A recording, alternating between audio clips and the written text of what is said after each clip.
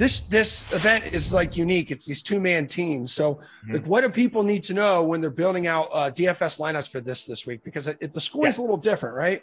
Yeah, so it's on rounds 1 and 3, and Jeff, if I screw this up, please correct me.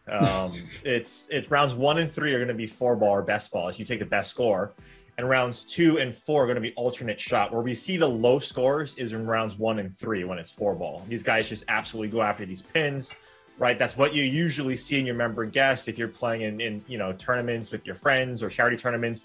You usually see that. You usually see like a scramble where you go up to the ball and you all hit it from there, but essentially what this is for these guys is exactly that.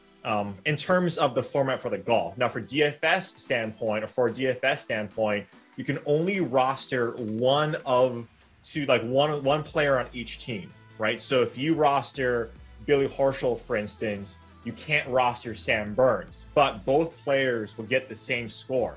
So if Billy makes a birdie and he's the one that gets the birdie for the team, Sam Burns, even though he made quadruple bogey, potentially, he gets those same points. So you can't roster the same player on each team.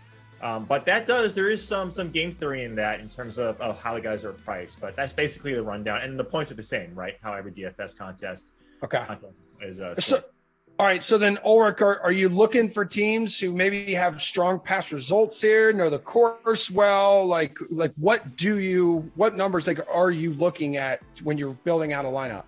Yeah, I mean, we don't really have strokes gained data, and Reed did nail it, like he said. I mean, it's best ball on the first 2 days, and then it's alternate shot on the second and fourth day. So the tougher scoring generally with the alternate shot. But in terms of what you're looking for in golfers, we don't have strokes gained data. So I think course history actually factors in quite a bit more this week.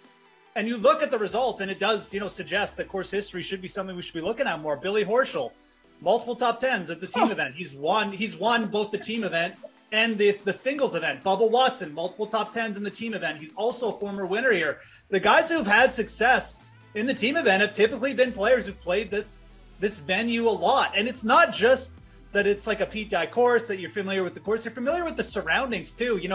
This is kind of more of a party atmosphere event. It's always been like that. It's a little bit hotter down here. So I give extra weight to course history this week because A, we don't have the strokes gained data. So that sucks just in terms of course history. But also, I think when you're playing with a teammate who's got the experience, it's really going to help your team potentially have success.